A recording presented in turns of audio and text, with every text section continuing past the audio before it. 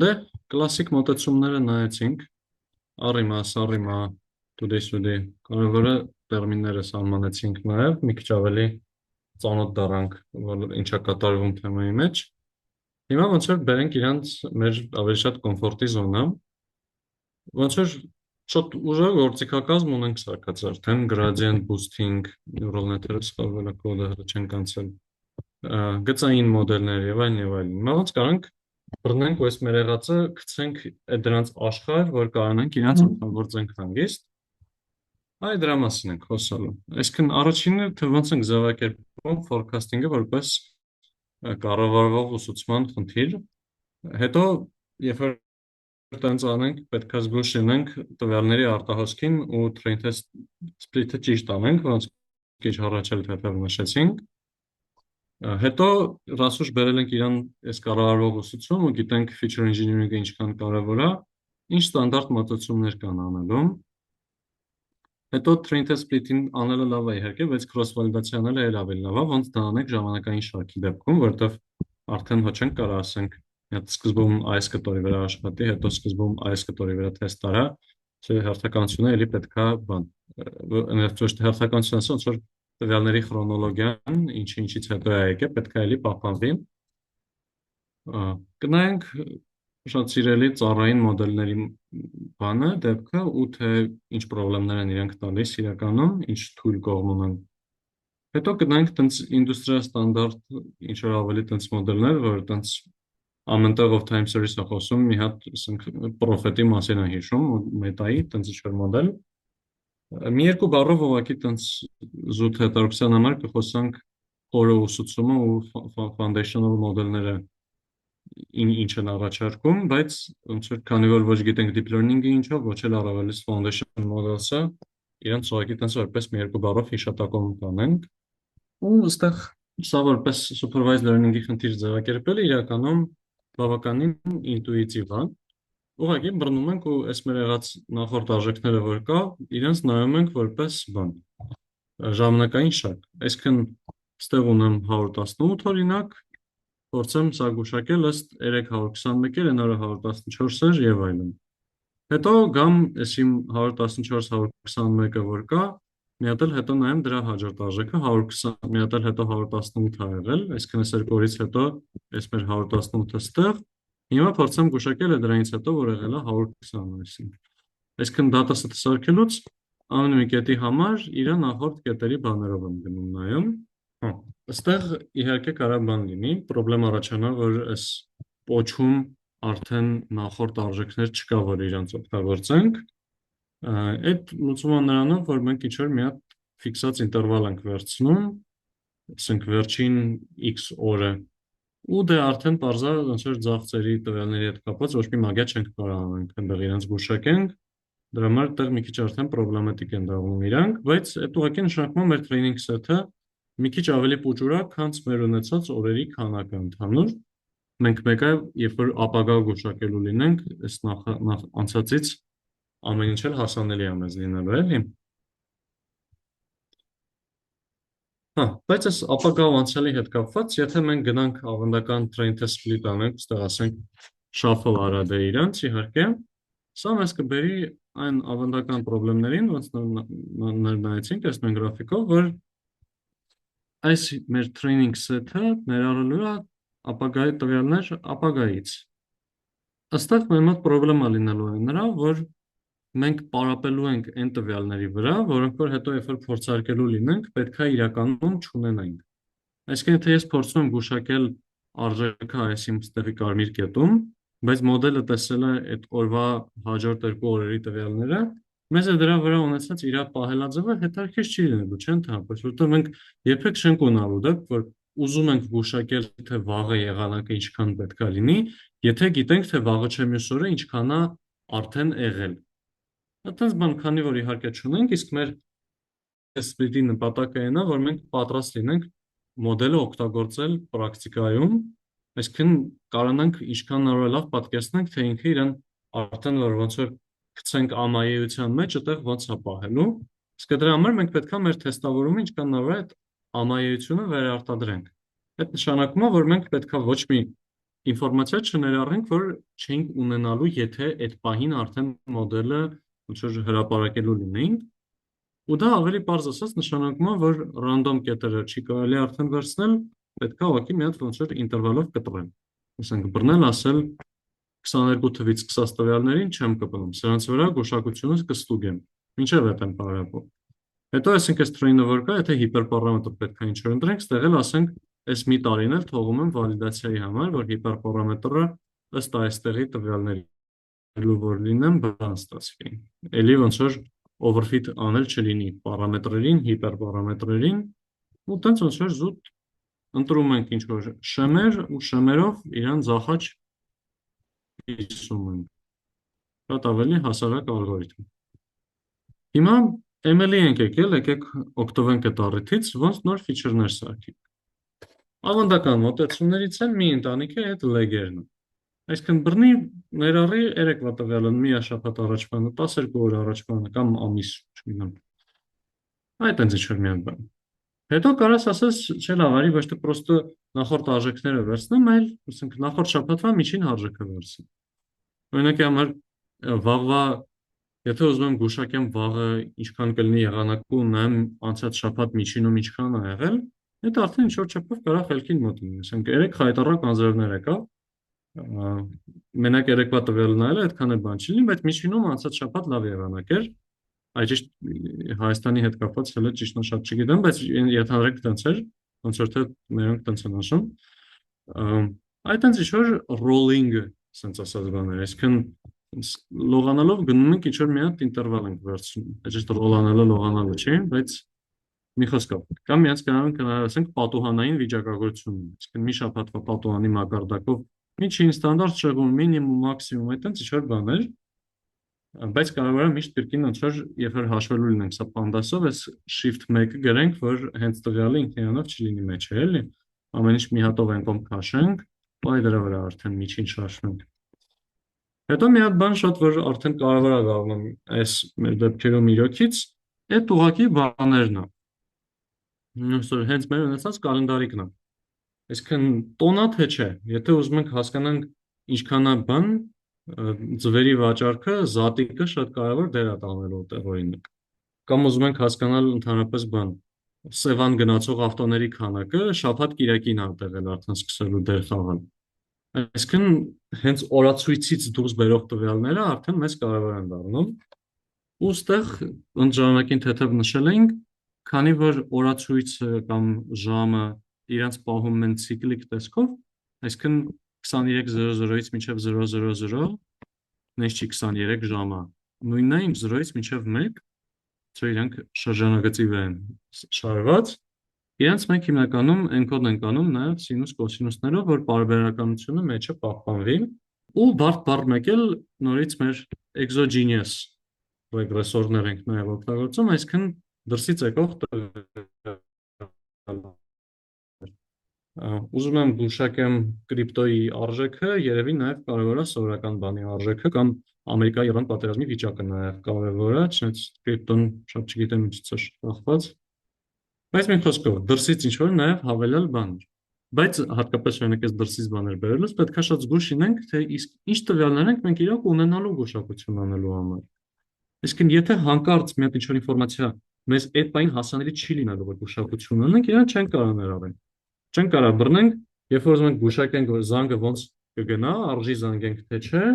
չեն կարող բռնենք, նայենք թե ինչքան է տևելու զանգը, որտեղ պետք է զանգը լինի նոր իմանում։ Ես չեմ կարող բռնեմ վաղը գուշակություն անելու համար օգտագործեմ վաղվա բանը, դոլար-եվրո կուրսը, որտեղ վաղն եմ իմանալու դա։ Այդ դրան պետք է կարճ ասած ոնց որ շատ զգուշ լինենք, հենա։ Ոսկեգույն բանի մեջ մեր ոսկե օրենքը դրած է։ Պետք է շատ ահավոր զգուշ լինենք։ Ու զգուշ լինել շարունակելով կրոս վալիդացիա անելուց նույնպես։ Եթե մենք ուզում ենք ոնց որ տարբեր կտորներ ունենանք train ու test-ի, այլ նես չլինի միշտ մենակ այս կտորն ենք test-ի համար օգտագործել, այստեղ գալիս ենք արդեն time series split կոչվող ֆունկցիային բանի, որտեղ որ արդեն մեր ֆոլդերը լինում են իրականում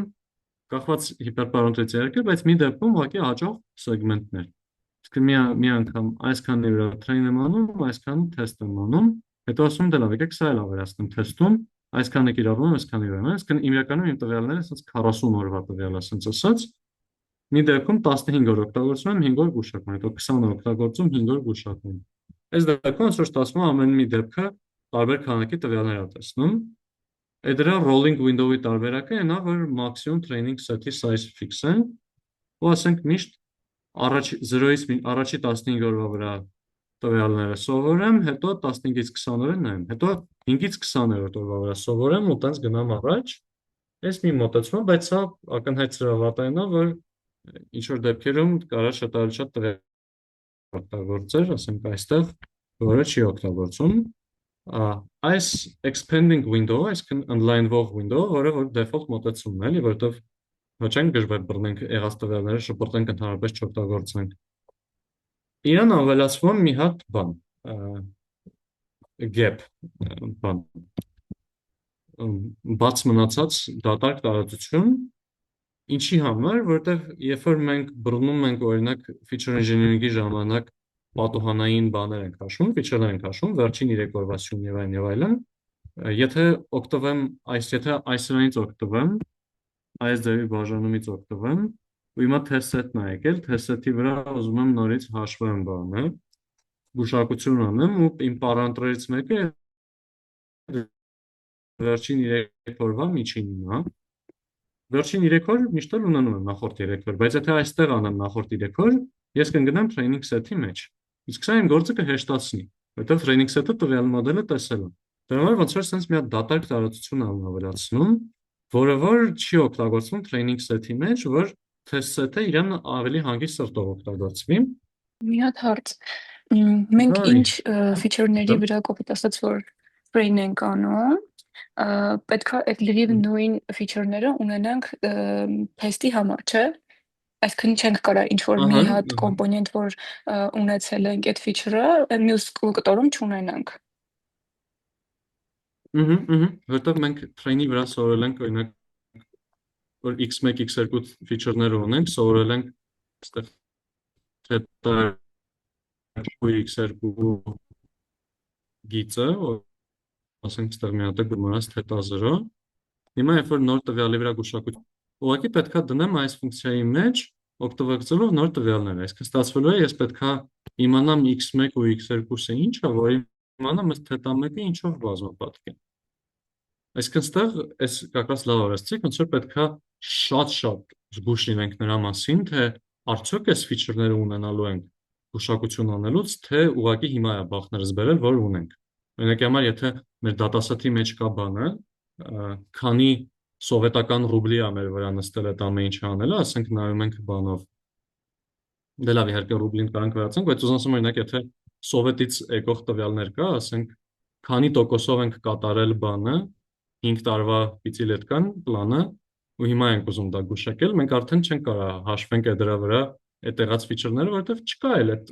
բանի աղբյուրը չկա, կարելի շատ ավելի հասարակ օրինակ բերել իրականում, ավելի իրական։ Բայց մի խոսքով պետքա օգտագործենք train-ի վրա մենակ այն ինչը հետո ունենալու ենք։ Թե չէ կստացվի ինչ որ անիմաստ շատ ուժեղ սիրուն մոդել ենք օգտագործել, որը որ չի կարող օգտագործել, որը ապագայում էլ չի կարող օգտակար լինի։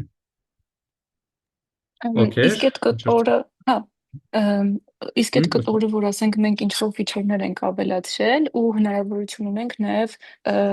չգիտեմ, test-ի վրա ավելացնելու, այդ դրանք ինչ-որ pre-processing-ի կտորներ ա, որ, չգիտեմ, օրինակ online learning-ի ժամանակ կամ բանի ժամանակ, production-ում, միջև մոդելին տալը, այդ ամեն ինչը նորից արվում է։ Ոնց որ այդ մեր խողովակաշարը սենց ասած, որ ստացա մուտքում եղած ոնց որ հում ձևով տվյալները, իրան անցկացրեցի օրինակ բան, standard scaling արեցի, հետո հաշվեցի բան, ամեն շաբաթվա միջինները, դրա ստացա նորություն, հետո հաշվեցի ստացա նորություն եւ այլն։ Մենք հիմնականում այս խողովակաշարը որպես տենց մի հատ ֆունկցիա սարքում ենք, ու հետո ասում ենք այս ֆունկցիան կիրառի x-ի վրա,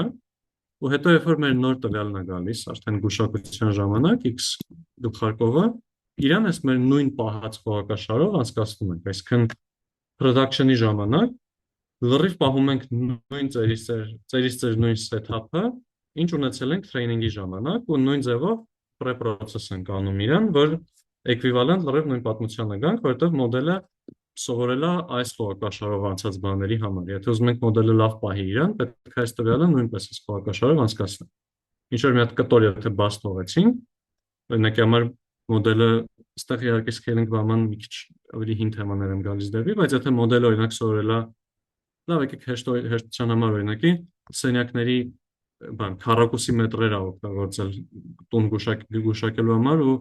քանի որ այս քառակուսի մետրերը որ հարկի հետ սենյակների քանակի հետ բռնեն scale են արել ու ճուրացել են դարել են ասենք 0-ից 1 ինտերվալում ինչ որ արժեքներ նույնիսկ մոդելը ստիպված իրենց համար ել ավելի մեծ գործակից է սովորել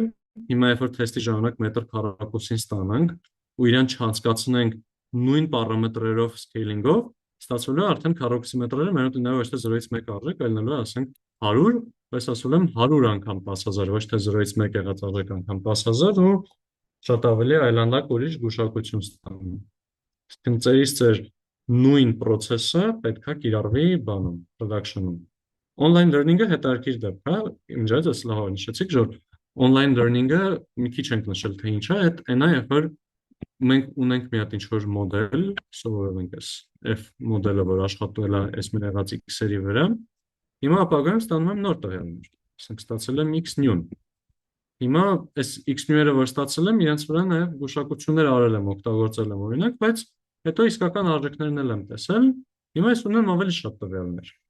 Online learning-ը այնա, որ մենք ասում ենք ապագայում եկած տվյալները օգտագործվում են մոդելը թարմացնելու համար որտեվ աշխարհը փոխվում է, պետք է մոդելների հետ միասին փոխվի։ Այստեղ online learning-ը եթե լրիվ ավտոմատացված setup-ով, այսինքն ամեն օր նոր տվյալը ստացա, իրան մոդելի մեջ մտցրեցի, գնացի առաջ, սկզբունքով է գնում, արդեն դժվար թե շատ pre-processing, post-processing փորձենք, բայց ավելի տենց production բանի մակարդակով խոսանք, մենք նաև ունենալու ենք մոնիտորինգի շերտ, որը որ նայելու է ապագայում մեր ունեցած որ մեր մոդելի պահվածքը ապագայում, այսինքն տարբեր կտորների վրա absolute error-ները եւ այլն օրինակ, երբ որ նկատենք, որ անկում ունեն, դրանք ենթադրենք, որ եղել է data drift կոչվածը, այսինքն տվյալների բաշխումը փոխվել է արդեն, իրավիճակը փոխվել ինչ որ նոր բան է գալիս, ինչ որ նոր օրինաչափություններ կա, կարող է իրանք պետք է լինի բռնենք նաեւ խողովակաշարը մեր փոխենք, թազա մոդելի մոտեցում սարքենք, pre-processing-ը փոխենք, մոդելը փոխենք եւ այլն, այսինքն online learning-ի դեպքում արդեն կարանք մի քիչ ավելի մանրամասն մտածենք այս ամեն ինչի մասին։ Բայց նաեւ եթե sense թեմաներին ենք անդրադառնում, պետք է օրինակ նաեւ զգուշանանք նրան, որ հեսա ծառերից ենք խոսալու, ծառերը ֆունդամենտալ online learning չունեն, որովհետեւ ծառաները պարամետրեր չունեն, որ այդ պարամետրերը թարմացնենք։ Ծառի դեպքում online learning-ը այնա, որ լրիվ նորից 0-ից ծեր բանը մոդելը սարքում ես, բայց հա ժողովուրդ, այս մի քիչ ոնց որ բան է, այդքան է չծածկած թեմաները, եթե այդքան է հասկանալի չէր, շատ վախենալու չի, բայց ամեն դեպքում մի հատ լավ մտածեք, այս ամեն ինչից ցանկացած հարց, դե ժողովուրդ, ոնց որ լավ pre-process ենք արել, լավ feature engineer ենք արել, train test split-ը ճիշտ արել ենք, հիմա պետք է մոդելը սարքենք։ Արդեն լավ ռեկլամ արված է մեր սիրելի LightGBM, XGBoost ծառային մոդելները։ Հիմա ծառային մոդելները իրականում ֆունդամենտալ մի հատ լուրջ պրոբլեմ ունեն, որը որ այն ժամանակ եթե որպես այդպեսին ասում ենք պետքա սրանց զգուշ լինենք, բայց նենց չի տենց ինչ որ եղանակ փոխողա, այստեղ եղանակ փոխողա այն որ գծային մոդելները ծառային մոդելները չունեն էքստրապոլյացիայի հնարավորություն։ Այսինքն ինքը այս տվյալների վրա եղած մեն որ սովորել է, ինքը ինչ արել, ինքը սովորել է այս feature-ների ինչ որ կիսելու տենց սեգմենտավորելու մոտեցումներ, հետո իր գուշակությունը եղել է իր եղած այդ բանում եղած տվյալների միջինը գուշակել, չէ՞։ Այսինքն տեսականորեն նույնիսկ այն ամենա գժական սյուժետում իր գուշակության ամենամեծ արժեքը լինելու է տվյալների մեջ տեսած ամենամեծ արժեքը։ Իսկ եթե ես ունեմ այսպես մի հատ ինչ-որ ժամանակային շարք, ու ես սա օգտագործել եմ train-ի համար, ինքը իր գուշակությունը բանի կտորից դուրս մաքսիմում լինելու է այսպես։ Որտեղ ինքը չտեսած տվյալներին արդեն չի կարող հավելյալ ինչ-որ նոր գուշակություն անի, ինքը լրիվ հիմնվում է իր տեսած տվյալների վրա։ Ինչը ստանդարտ դեպքում, երբ որ չկար հետոևա տող, հիմիկվա տող, այլ ուղղակի տողերի հավաքածու էր, օքեյ էր։ Քանի դեռ բավականին մեծ training set ունեմ, որը որ բավականին նկարագրական է, էքստրապոլյացիա անել չկարանալը նորմալ է, որովհետև նենց չի ես ունենալու եմ ինչ որ մեկ էլ հոп շատ ավելի մեծ արժեքներ պահանջող բաներ, դրա համար այդ մեր միջինացնելով գուշակելը օքեյ է լինում, բայց արդեն ստեղ խնդրեմ է տալիս։ Որտեղ ստե եթե այս տվյալների վրա սովորած մոդելը օգտագործեմ, իր գուշակությունն նրա շատ ավելի փոքր թվեր, քան իրականությունն է մեր մոտ։ Դենք երբեք չի էլ կարող ոնց որ այս շեմից վերև գնամ։ Սա տրյուկը ու լուծումը որն է, շատ նախորդ լեկցիայում իրականում նույնիսկ ասացինք իրեն, շատ ինտուիտիվոտ մոտ պահա, որ ոչ թե մոդելին սովորացրու, որ ունենալով նախորդ օրվա տվյալները գուշակի հաջորդ օրը ինչա լինելու տվյալը, այլ գուշակի ոնց է փոխվելու։ Որտեղ փոփոխությունների վրա աշխատելով, ասենք այստեղի տվյալները նայեմ, այստեղ որ այսօրից այսօր որ ինքը 10-ով նվազել է, այդ մոդելը 10-ով նվազել training set-ի մեջ էլ է տեսել։ Այսինքն մոդելը եթե սովորի փոփոխություն նկարագրել, արդեն իրեն կարող օգտագործեն գուշակության համար։ Այսինքն ուղղակի սովորացնում ենք մոդելը y-y-1-ը գուշակի, ոչ թե y-ն գուշակի։ Ու հետո ուղղակի գուշակություն անելուց, ասենք այս կետն եմ ուզում գուշակեմ, նայում եմ այս կետի մակարդակով իմ feature-ները input եմ տալիս իրան, ստանում եմ գուշակություն, օրինակ 5, ու հիմա ես ոչ թե ասում եմ մոդելի գուշակությունն է 5, այլ ասում եմ մոդելի գուշակությունն է եղած արժեքը 220-ներ, 220 գումարած 5, որտեղ ինքը գուշակվում է, թե ինչքան կփոխվի։ Ու արդեն դա անելով, ըստեղ այս ձախ կտորը սովորական մոտեցումն է, աջ կտորը տարբերություն սովորող մոտեցումն է,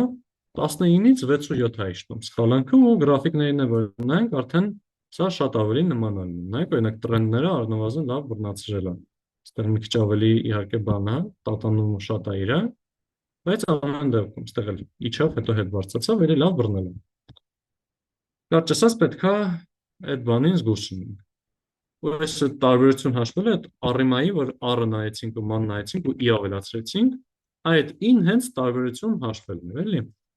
Այսինքն, եթե ուզում ենք գնանք ծառային մոդել օգտագործենք, ուրեմն պետքա տարբերությունների վրա իրան պարապացնենք։ Եթե գծային ռեգրեսիա ենք անում, գծային ռեգրեսիան էքստրապոլյացիայի խնդրեմ չունի։ Իրան այս կետերի վրա սովորեցնենք, ինքը այս գիծը կսովորի, որը այսպես կշարունակի առաջ։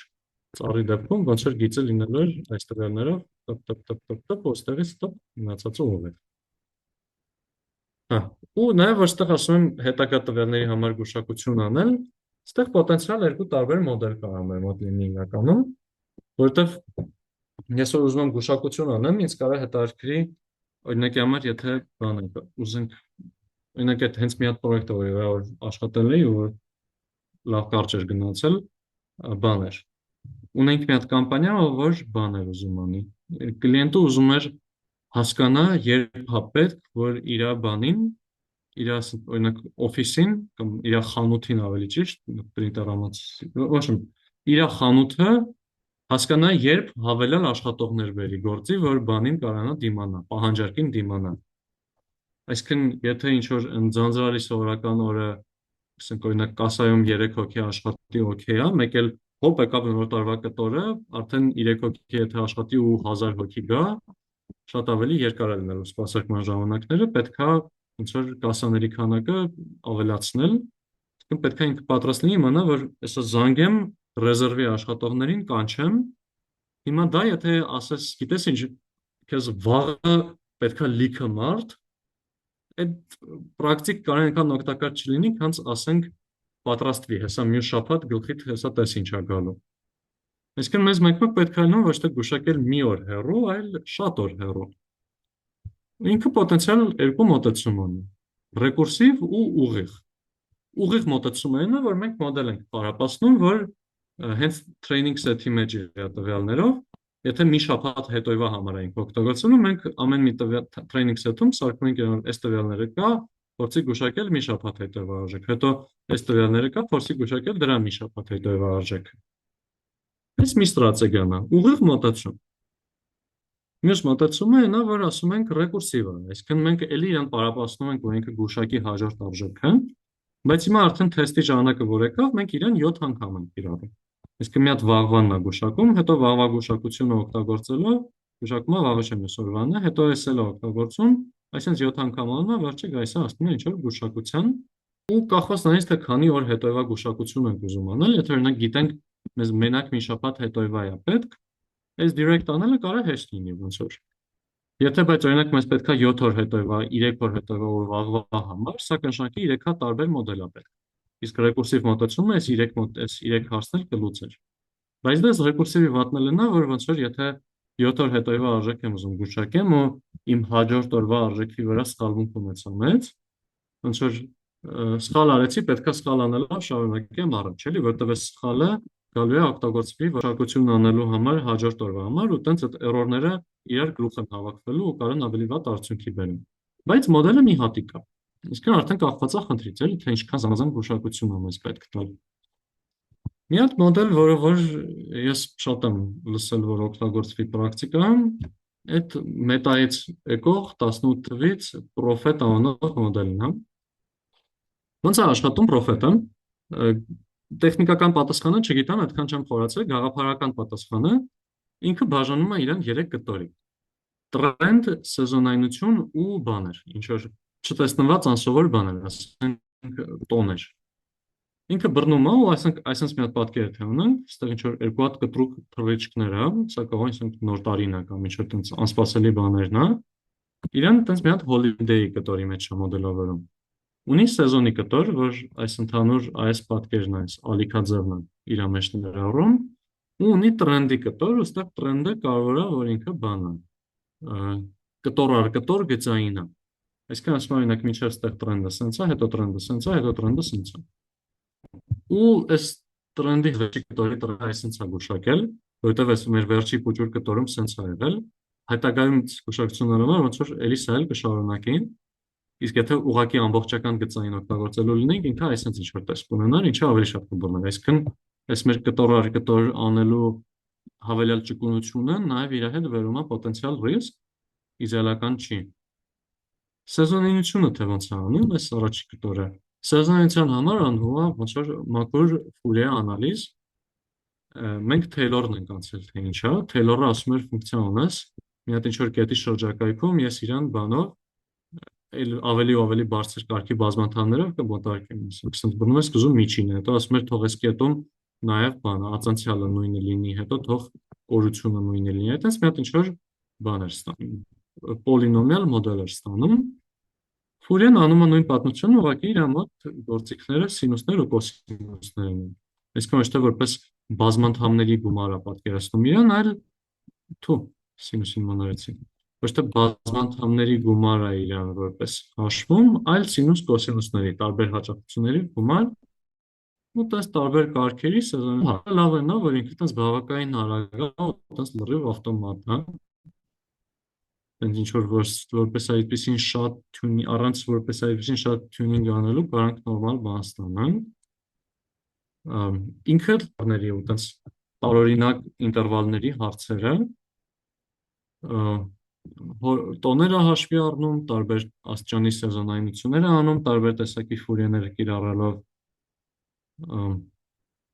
Ու հա, մի խոսքով, սա բավականին հեշտ է սիրուն է նկարագրել բանման անել, բայց ինքն էլ խնդիրներ ունի ու պոտենցիալ կարա երբեմն ալտերնատիվներից ոչ ավելի լավ աշխատի, բայց ոնց որ ընդունված պրակտիկա է ոչ թե Prophet օգտագործել ու վերջ, այլ ընդունված պրակտիկա է Prophet օգտագործել։ Այսինքն իրան ներառում ենք մեր ունեցած մոդելների մեջ, բայց լիքը հազար մի տարբեր գրադարաններ ու բան գործիքներ կան։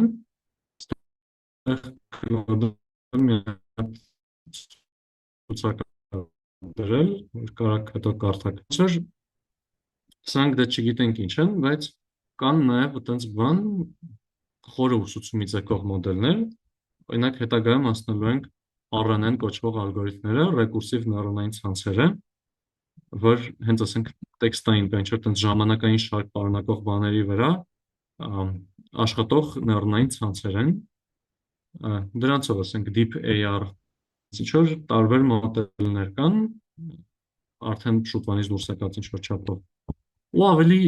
նոր ժամանակներում դուրս եկած բաներ կան foundation մոդելներ, բաներ, ասենք TimeGPT, որտեղ իրականում ժողովուրդ տեքստը ինքը ժամանակային շարք է, չէ։ Ինքը ունի կոնկրետ հերթականություն։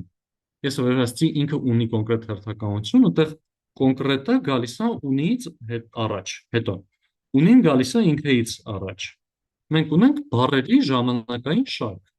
բառը այս պայն, բառը այն պայն եւ այլն եւ այլն։ Ու հիմա երբ որ օրինակ բռնել ենք ու լիքը տվյալների վրա լիքը տեքստեր ենք տվել մոդելին, ասել ենք այս տեքստերը ունես, փորձի գուշակել հաջորդ բառը, երբ որ դա այտենց աշխատացել ենք լեզվական մոդելը, ինքը խայտառակ լավ արդյունք է տվել։ Հիմա միտքը ասում ենք կարող է այս նույն սկզբունքը, որ կիրառենք բանի վրա, ժամանակային շարքի վրա, իսկ իրեն լիքը ժամանակային շարքերի վրա սովորացնենք, հետո իրեն մի հատ նոր ժամանակային շարք տանք ու ասենք դե հաջորդ բառը գուշակի, լավ աշխատի։ Այդ տենց ոնց որ foundation մոդելների tabular foundation մոդելների, այս դեպքում ոնց որ հենց time series foundation մոդելների մտքերից է, սրանց խնդրումը հաճախ լինում է, որ դատասեթի չափը լինում է ոչ այդքան խայտառակ մեծ, ինչքան մեզ կարանք թույլ տան, բայց ամեն դեպքում իրենք շատ հետաքրքիր մոտեցում են մեր մոտ արդեն գալիս որպես մենք սրանց մասին խոսալու ենք այդ foundation մոդելներից tabular-ի դեպքով TAP PFN-ն ենք նայելու, որ բռնել են ու տենց Bayesian նեյրոնային ցանցեր ու մի հատ էլ ուրիշ process-ից օգտվելով արհեստական լիքը տվյալներ են սարքել, ասենք վերցրել տենց տարբեր տեսակի բաներ, դիագրամներ բանի, causality, ասենք x1 feature-ը ազդում է x2 վրա, ասենք x2-ը x3-ի, ունենք նաև x4-ը եւ այլն, ու դրանցից գալիս է y գուշակություն, այսինքն ինչ-որ տարբեր սխեմաներով արհեստական տվյալներ են սարքել, այսինքն տարբեր տեսակի դատասեթեր են սարքել, ասենց ասած,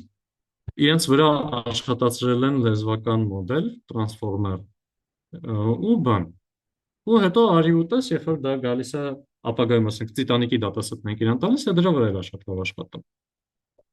Դա էլ իր խնդիրներ ունի իրականում տարբեր, բայց անդրկում հետարքիր բանա,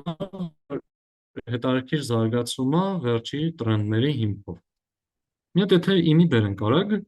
մեր forecasting-ի խնդրումը բերեցինք supervised learning-ի ուղղակի տենց պատուհանը այս կողմ են կողմ տանելով, այսքանի վրա սա սովորի, հետո այսքանի վրա սա սովորի, մոտեցում անելով, ֆիքսեցինք, որ պետքա երբեք random split չանենք, պետքա ինչ որ ժամանակային շեմով անենք, ու եթե ուզում ենք բան անենք, k-fold անենք, արդեն ունենք, ասենք, այս կտորի վրա գուշակի սա, հետո այս կտորի վրա գուշակի սա, ու տենց իրան լայնենք ու կարանք նաև ստեղ մի հատ gap ավելացնենք, որ կարանանք feature-ներ հարցնելուց չընկնենք train-ի մեջ։ Feature-ներ ավելացնել արժի, այդ կարա լինի ըստ օրացույցի եկող բաներ, դրսից եկող բաներ կամ ինչ որ նախորդ շաբաթվա միջին ստանդարտ շեղում այդ կարգի բաներ։ Ծառեր օգտագործելուց պետք է զգուշ լինենք, որովհետև ծառերը իրենց տեսած տվյալներից դուրս ոչ մի բան չեն կարող անեն ու ասենք իրենց գուշակած մաքսիմում մինիմումը նույնն է ինչ train-ում տեսած մաքսիմում մինիմումը։ Դրա լուծումը մեր մոտ տալիս ենք այն, որ սովորացնենք տարբերությունը գուշակի, ոչ թե բացարձակ արժեքը, ու հետո պրոստը տարբերությանը գումարենք նախորդ օրվա արժեքը։ Եթե ուզում ենք մի քանի օր հետևա վրա գուշակություն անենք, դրա կա ուղիղ մոտեցում, որ մի քանի օր հետևա գուշակություն անող մոդել ենք օգտագործում, ու կա ռեկուրսիվ, որ հերթով մի օր գուշակելով առաջ են գնում։ Մետրիկաները նախորդ լեկցիային խոսացինք, արժի նենց մետրիկաներ բանանենք, որ ոնց որ հեշտ ընկալելի լինեն։ Եթե բռնենք, ասենք, մին absolute error-ը միլիոն է, այդ ոչ բան չի ասում։ Ես էլի ինչ որ դատասի դեպքում հրաշքա, ինչ որ դատասի դեպքում վատա։